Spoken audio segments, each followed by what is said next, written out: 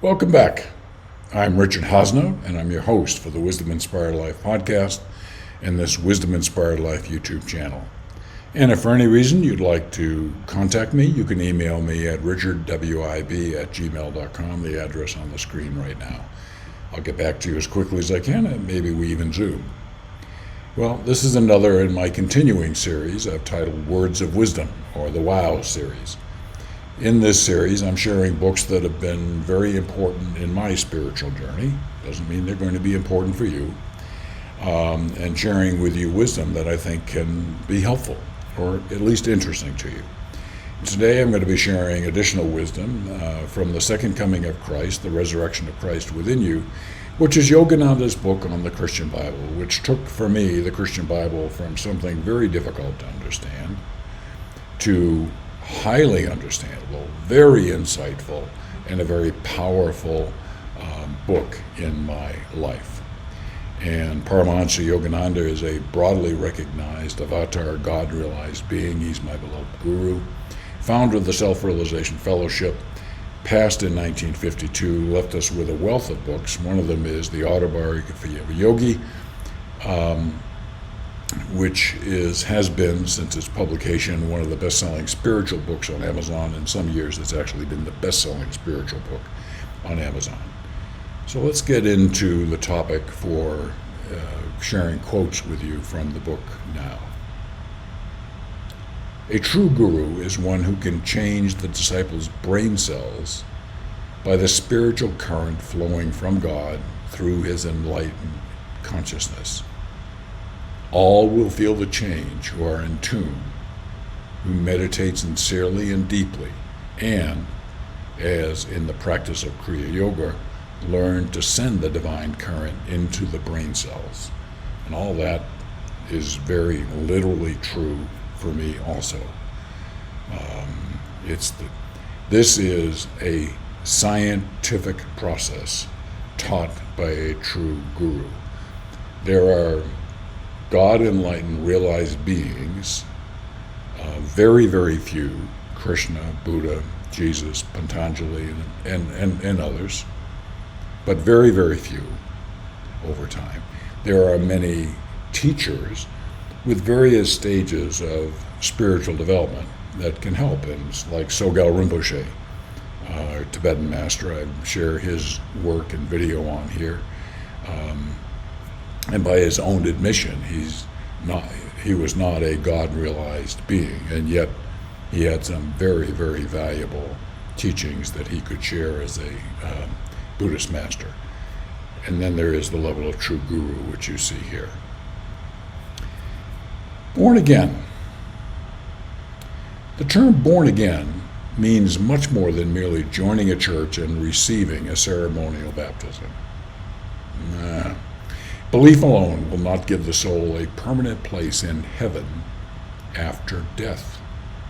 It is necessary to have communion with God now in this life. Human beings are made angels on earth, not in heaven. So you better get at it. At death, wherever one leaves off in his or her progress, he will have to start in again in a new incarnation. Lots of wisdom traditions confirm the same thing. At the point that you take your last breath, where you are in your evolutionary point, at that particular point is where you start in your next incarnation. And in your next incarnation, you bring with you some important baggage and potentially benefits from previous incarnations called karma. Karma, very real. There's good karma and bad karma. You benefit from good, and you need to pay the price on bad. So it's how the process works. So if you want to achieve spiritual realization, get to work on it in this life or while you are in incarnation. Well, the good news is we have a patient God. Quoting, "The Lord patiently waits for 100% of man's devotion. For those who diligently seek him every day and fulfill his commandments through godly behavior, he opens the door to the kingdom of his presence. God is very patient. I've separately shared with you that Yogananada has pointed out that us humans go through many, many incarnations, and in fact, typically need to incarnate so many times that it's over 1 million years of actual time spent in incarnation, which is incredible. The good news is that at a point in the spiritual journey, you get made available to you and taught various methods for tremendously accelerating your progress in a particular incarnation and incarnations to get to those higher levels of consciousness which lead to enlightenment and, in effect, graduation from this fourth kingdom called the human kingdom. Okay? But the good news is we have a patient God waiting there and helping us. And if you'd like to know more, you can go to mywisdominspiredlife.com, listen to the podcast there, also listen to it on Apple, Spotify, Google Play, and other places that you listen.